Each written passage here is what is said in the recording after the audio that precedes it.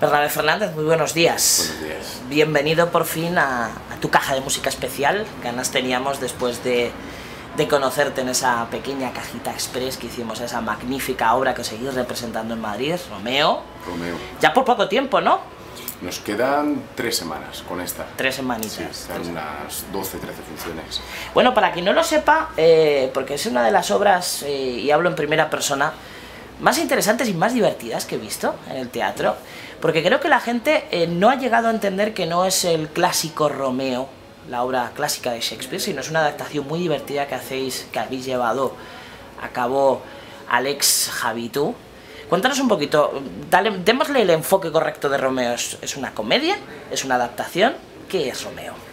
Romeo es la historia de Romeo y Julieta, la que conocemos todos, pero contada de una manera diametralmente distinta. Para empezar, el planteamiento es que somos solamente 3 actores contando todos los personajes que hay en la obra. Y nosotros 3 vamos pasando por los diferentes personajes que faltan en la obra y que se van viendo. Entonces está contado en un tono de comedia, que es lo que al público le suele sorprender más, que es que el dramón que alguien se espera cuando ve Romeo y Julieta está, o sea, hay mucha gente que sale llorando de la sala, pero sobre todo lo que más se suelen llevar son las risas. Bueno, Bernabé, hoy es viernes, estamos en post jornada del barco. Has hecho muchísimas entrevistas, muchas de ellas has contado, vuelto a contar y casi queda muy poco que contar sobre el barco, pero vamos a intentar hacer un ejercicio de búsqueda en ti. Has hecho muchas entrevistas, has contestado muchísimas preguntas, pero te ha dado la sensación, Bernabé, ya hablo ya no solamente del barco, sino de global, de perspectiva de tu carrera, ¿te ha quedado algo pendiente por contar que te gustaría que hoy te preguntáramos y que no nos olvidáramos de perfilar en Bernabé? Vaya pregunta, la verdad es que sí, muchísimas cosas. Yo creo que tengo mucho que decir, pero me tendrías que hacer la pregunta y ahora mismo no sé. Vamos a buscarla, ¿te parece? Venga. Bueno, eres uno de los actores jóvenes de nuestro país con más que una tremenda proyección, una tremenda realidad. Tienes un equilibrio entre teatro, cine y televisión y cortometrajes también impresionante. Y has asumido personajes muy diferentes. Ahora mismo estás haciendo comedia, en el barco tenéis ciertos tintes dramáticos, has estado en el cine en personajes con una carga emocional bastante fuerte. ¿Qué es más complicado como actor? ¿Transmitir la risa, la comedia o quizás el drama? La risa. Yo creo que depende mucho del actor. Hay actores que tienen una facilidad pasmosa para hacer comedia porque eso va en la persona, que es algo que se tiene, ese clic y ese don para hacer reír a la gente, pero en general lo que es la técnica de comedia, que hay una técnica que eso no suele salir de natural, suele ser más complicado que hacer drama a lo mejor, que es algo que simplemente con conectar con tu verdad y con sentirlo lo puedes transmitir. O sea, como para todo hace falta un método, una técnica, pero la técnica de comedia es algo tan preciso que cuesta bastante. Nosotros, por ejemplo, en Romeo, la comedia no estar tanto en el texto, precisamente porque respetarse el texto original de Shakespeare y querer hacer comedia, hemos tenido que apretar mucho las tuercas en cuanto a técnica de ritmo se refiere, ¿sabes? A estar buscando los gags en el movimiento, en las reacciones, y eso es bastante... tiene su cosa, y luego también es lo más agradecido, porque claro, yo por lo menos como actor, en el momento en el que me planto en un escenario y hago drama, las primeras 30, 50 funciones son estupendas, pero al final es algo que te desgasta más por dentro. Pero una comedia siempre, al haber un feedback inmediato con el público, te retroalimenta, sales lleno de energía y además es mucho más... eres mucho más sensible a si el público le está funcionando o no le está funcionando lo que le estás haciendo. Maravillosa respuesta. Vamos a hacer un pequeño break, ahora que hablabas precisamente de la comedia. Después de Madrid, Romeo, ¿dónde va a estar? A todas partes esperamos. ¿O dónde se puede ver la información de dónde vendrá la gira? En la página de Teatro Meridional creo que ya lo han colgado. Pero exacto. Si no, de todas maneras... No, damos fe que no han colgado. Sí, ¿no? Yo en Twitter iré poniendo las ciudades a las que iremos a ir, una semanita antes, 2 semanas antes, iré informando un poco. y en principio queremos hacer toda España. Por ahora tenemos, el primer bolo va a ser en Valencia y va a ser en Torrent, pero luego tenemos 2 semanas en Valencia capital y vamos a hacer 2 semanas en Canarias, tenemos País Vasco, casi todo Castilla y León y Castilla-La Mancha, y los que nos contraten, que estamos ahí deseando hacer, por ejemplo, Barcelona, que no tenemos nada y tenemos muchas ganas. Seguro que serán muchos. Bernabé, hemos visto en tu currículum, en tu formación profesional, en tu trayectoria, que cuando no estás trabajando te estás formando. Es algo muy importante para nosotros, para la Caja de Música, desde que hablamos con Beatriz Rico, que nos trasladó una conversación tremendamente interesante con Carmen Maura, que hablaba no de la conveniencia o no, ahí no entraba a valorarlo, sino de que para ella realmente la experiencia, el día a día, el trabajo diario era lo que daba la evolución profesional en cada uno de vosotros, ¿no? Tener un compañero que tú le das un pie, él lo devuelve, etcétera, etcétera. Sí. Pero para ti, tu talento está más ya que contrastado. ¿Cómo es de importante o cómo has utilizado la formación como vehículo transmisor de ese talento? Es decir, ¿te has preocupado por tener estudios complementarios? Cuéntanos un poco. Sí, yo creo que no todo actor necesita pasar por una escuela y tener una técnica o un método. Yo me acuerdo, por ejemplo, que cuando estuve trabajando con Carmen Maura, ella misma me lo contó también, que era para ella las escuelas, bueno, sí, son una forma de entrenamiento, pero que el punto está en el juego, en sentirse como cuando uno es pequeño, y me decía que tú jugabas bien cuando eras pequeño. Y decía que te lo creías, que hacías de papá o del hijo o del cartero y entrabas a fondo. Y es que es verdad, es que es así, es la facilidad que tiene uno para dentro de un juego creérselo y disfrutarlo al máximo y así poder transmitirlo. Pero también creo que es muy importante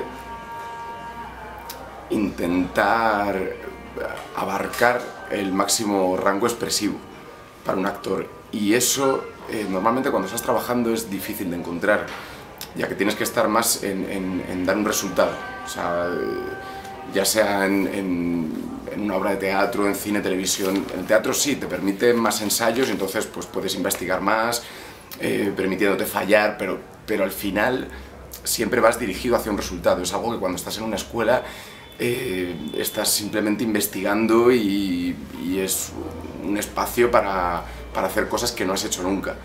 Yo en particular, la mayor parte de las veces que me he metido a hacer cursos, que es verdad que he hecho igual demasiado, sí, es por entrenamiento, porque creo que un actor, como cualquier trabajador, tiene que estar suelto en lo que hace, y sobre todo cuando estamos hablando de arte, que a lo mejor queda un poco pedante, pero es que es arte, creo que tiene que ver con entrenar la sensibilidad. Entonces, igual que un pianista toca el piano todos los días para luego poder dar un concierto, un violinista, cualquier músico, para un actor al final es lo mismo. Tus emociones tienen que estar a flor de piel, el cuerpo tiene que responder cuando estás hablando, la voz tiene que estar entrenada para poder proyectar, para poder articular, y eso es algo que cuando no estás trabajando, que te lo da el propio trabajo, sí te lo dan los cursos. Y yo aparte he tenido la suerte de poder haber estudiado técnicas muy distintas, y entonces eso, en el momento de poder abordar cualquier tipo de personaje, cuando no me tomo mano de una, me voy con otra y me siento bastante más seguro a la hora de poder enfrentarme a un personaje, sea el que sea, ¿no? Para los que he hecho hasta ahora, que me queden. Has conocido el triunfo muy joven. El Barco te ha dado una consagración, el cine has participado en proyectos como Invasor o No hay paz para los malvados, que te han traído también el reconocimiento del público. Pero el halago del público, ese fenómeno fan, puede llegar a despistar, es decir, puede llegar a descentrar sí. El éxito. Sí, totalmente. Yo tuve la experiencia cuando tenía 16, 17 años, en médico de familia, de vivir ese de 0 a 100, porque en aquella época además la televisión se vivía de otra manera y tenía unas audiencias que ahora son imposibles. Entonces, claro, de ser un chaval normal en mi instituto tal, a de repente con un personaje que ni siquiera era uno de los personajes fijos, que era un episódico discontinuo, estuve durante una temporada que aparecía y desaparecía, y fue algo bastante tremendo, y vi cómo de alguna manera eso sí que te puede llegar a cambiar. No porque lo viviera en mí directamente el que alguien me dijera, Bernabé, estás cambiando, o yo mismo dijera, ¿qué está pasando aquí? Pero sí que ver que de repente todo el mundo te habla de manera distinta, que incluso tu familia, esa familia lejana que nunca cuenta contigo, todo el mundo quiere estar contigo, todo el mundo quiere verte, los antiguos compañeros del cole te llaman, vas por la calle y vayas por donde vayas, todo el mundo está atento a ti, parece que hay un trato especial en cualquier parte, y eso a mí me asustó un poco, y de hecho me hacía bastantes viajes me iba solo, me hice el Interrail solo, nada más terminar mi de familia, luego al año me fui a Lisboa también 2 semanas porque era... Y al salir de clase sí pude ver después cómo tal fama para gente muy joven, había gente que a lo mejor sí pudo llegar a perjudicarle, ¿no? A perjudicarle un poquito, sí, y creo que es normal. Yo luego, pues eso, creo que una vez que aprendes que esto es una cosa efímera, que no existe, que el éxito o la fama es algo absolutamente subjetivo y pasajero, pues el momento en el que viene es bonito, porque es bonito ver cómo en la calle la gente te reconoce, les gusta tu trabajo, las felicitaciones ahora por las redes sociales, está muy bien, pero al final, bueno, forma parte de un momento, y ser actor es una carrera de fondo, y yo desde que empecé, después de médico de familia y al salir de clase, yo he hecho todo tipo de trabajos de actor y no de actor para poder estar ahí. Bernabé, has conocido el triunfo, has conocido el éxito, el aplauso del público desde muy joven. El Barco te ha traído una consagración, una tremenda consideración del público. Tus trabajos cinematográficos también han sido muy reconocidos. Pero la fama, el triunfo, el aplauso del público, el apoyo, ¿puede llegar a desorientar, puede llegar a desubicar, puede llegar a perjudicar realmente? Sí, claro que puede llegar a perjudicar. Por supuesto, yo creo que además hay algo en todos los actores, que es que al hacer el trabajo para el público siempre soñamos con ese momento en el que llegue al gran público y podamos obtener de alguna manera cierta consideración para poder conseguir estabilidad dentro de nuestro trabajo. Cuando llega eso, hay mucha gente que se piensa que ya ha llegado, que ese es el momento, y es posible que eso pueda hacer perder el norte hasta cierto punto.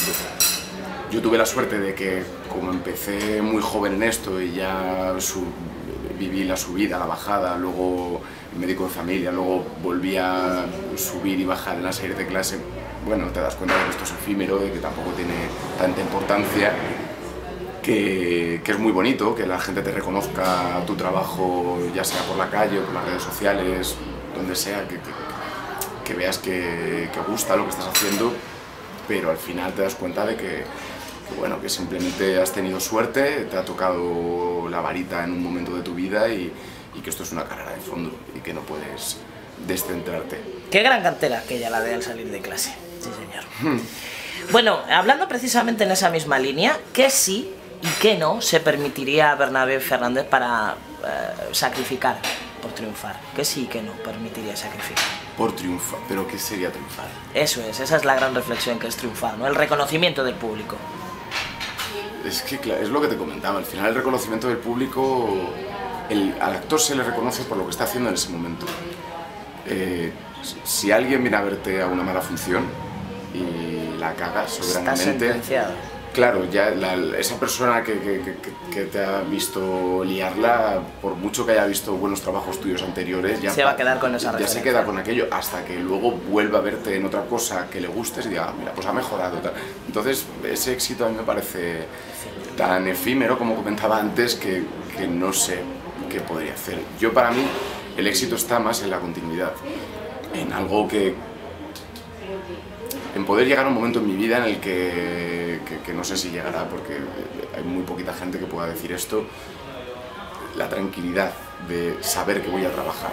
Como ahora mismo en España no está ocurriendo casi nada, pero en la mayor parte de los trabajos uno tiene un oficio y sabes que vas a trabajar de eso durante toda tu vida. En el caso del actor es mucho más complicado. No sabes, dependes de muy pocas personas que son las que eligen y de que en ese momento estés de moda, o se hable bien de ti, o se te considere más, o lo que sea. Y eso a mí sería algo que me gustaría mucho, poder llegar a decir estoy tranquilo, me puedo ir de vacaciones, sé que no tengo que estar ahorrando de por vida y gastando casi al euro por mucho que gane, porque luego no sé si voy a estar 4 años en paro y meterme a trabajos que no son de lo mío, me pueden descentrar del entrenamiento del que hablaba antes. Ese sería para mí el éxito, y por ahí sí, pues muchas cosas. Sacrificar, por ejemplo, mi tiempo. Cualquier actor cuando se va de gira al final ¿Quién lo sacrifica? Lo deja absolutamente todo, claro, te vas por las ciudades y no dejas a tus amigos, a tu pareja, gimnasios, y vas para estar centrado en eso, pero es también muy bonito, es un sacrificio. Mira, tuvimos a una compañera tuya de profesión, a Adriana Torrevejano, que hablaba que lo más complicado, lo más, digamos, negativo que tiene vuestra profesión es la espera. La espera en su sentido más global. Es decir, la espera entre rodajes, entre secuencia y secuencia, que a veces son horas. Pero ella hablaba de la espera esa de y un día no te llaman, y un día no suena el teléfono, y luego no suena, y no vuelve a sonar, que llega a ser hasta una sensación claustrofóbica, ¿no? ¿Es tan dura la espera como parece en vuestra profesión? Sí, claro, totalmente. Te puedes pasar años esperando. Yo tuve una época...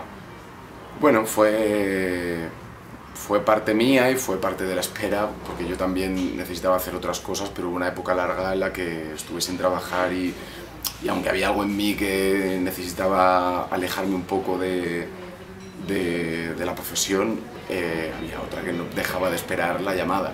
Y eso es muy duro. La espera entre rodajes, bueno, al final es tiempo para concentrarte, para prepararte más el personaje, para conocer a mejor a tus compañeros. El problema está en estar constantemente esperando a que alguien se acuerde de ti, porque además no solamente es esperar un casting, muchas veces ya cuando se te conoce, los directores de casting o los directores, productores saben de ti, ya no te quieren hacer más castings, te dan por sabido que ya saben lo que haces, ya como que saben tu rango expresivo y no te quieren ver. Pero eso es rondar el encasillamiento a lo mejor, ¿no? A veces. Posiblemente, sí. Luego yo he tenido muchas sorpresas de directores de casting que creía que me tenían colocado a lo mejor en un determinado lugar y me han sorprendido con personajes muy distintos. Pero sí, hay algunos de ellos que es inevitable, al público mismo, a mí mismo me pasa, que piensas que tal actor da para esto y esto, ¿no? Pero bueno, esa espera a que te llamen, como comentábamos, puede ser muy jodida. Bueno, por desgracia, ayer jueves nos dejó uno de los grandes Fernandos de la escena nacional, Fernando Guillén. Sí. Queríamos hacerle un guiño especial con una definición que hizo su hijo sobre la profesión de ser actor. Él, Fernando Guillén Cuervo, dice que la profesión, que los actores sois grandes ficcionadores que convertís ficción en realidad. Y otro compañero de profesión vuestro, Fernando Tejero, decía que sois unos mentirosos tremendos que convertís las mentiras en grandes verdades, ¿no? Esas mentiras convertidas en guión en grandes verdades. ¿En qué punto de esas dos definiciones se sitúa Bernabé? Entre las dos tienen parte de verdad. A mí... no sé, yo es que... yo creo que estaría más en la primera. En la de Fernando. La ficción y la realidad. Sí, porque a mí me gusta entrar cuando estoy actuando en la ilusión de que lo estoy viviendo. Al final no es así. Tienes que tener en cuenta, pues, si estás trabajando con la cámara, imagínate que te llegue la luz, que se oiga la voz, que no tapar a tu compañero de la cámara, 1000 cosas que te quitan de estar viviendo eso. Pero yo creo que ese es el norte, es la meta hacia la que tenemos que ir. Entonces, más que mentiroso, prefiero ser ficcionado.